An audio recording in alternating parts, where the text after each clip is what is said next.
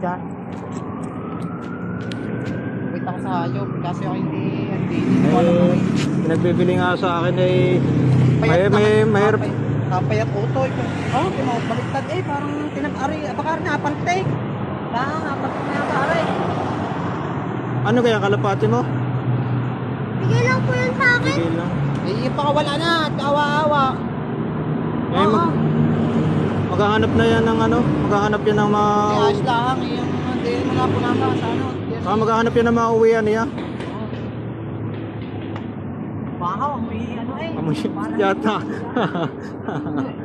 Salamat po kuya. Salamat po.